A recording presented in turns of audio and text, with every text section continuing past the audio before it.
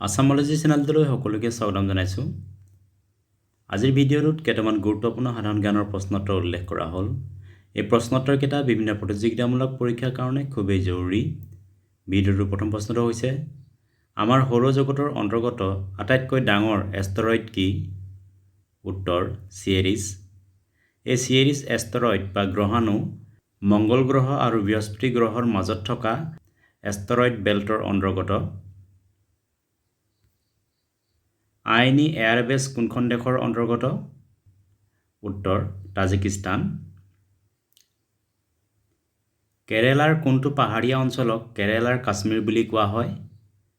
উত্তৰ মুন্নাৰ পাহাৰ। মহাসাগৰত অৱস্থিত আটাইতকৈ দুৰ্গম স্থান কি? উত্তৰ পইণ্ট নেমো আৰু চেলেঞ্জাৰ দ্বীপ।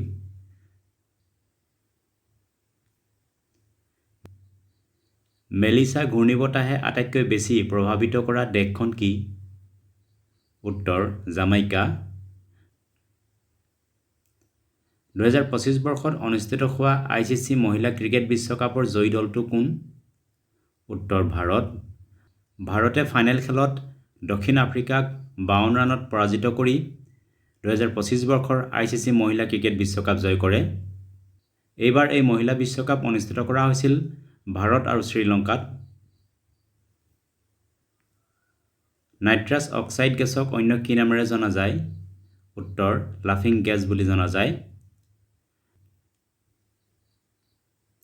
দক্ষিণ আফ্ৰিকাৰ ঘাঁহনি অঞ্চলক কি বোলে? উত্তৰ ৱেল্ট। 2025 বৰ্ষৰ বিশ্ব পৰিৱেশ দিৱসৰ থিম কি আছিল? উত্তৰ বিট প্লাষ্টিক পলিউশ্যন। কম্পিউটাৰ বা মোবাইলৰ লগত জড়িত ৰেম আৰু ৰমৰ সম্পূৰ্ণ অৰ্থ কি?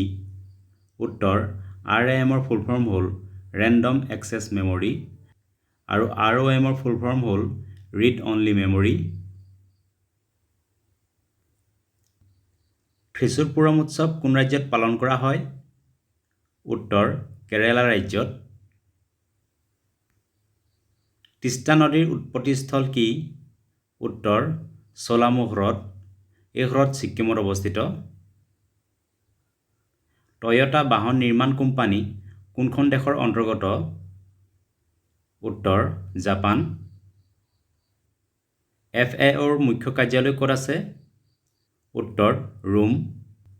ৰোম হৈছে ইটালীৰ ৰাজধানী। FAOৰ ফুল ফৰ্ম হ'ল ফুড এণ্ড এগ্ৰিকালচাৰ অৰ্গেনাইজেশ্যন।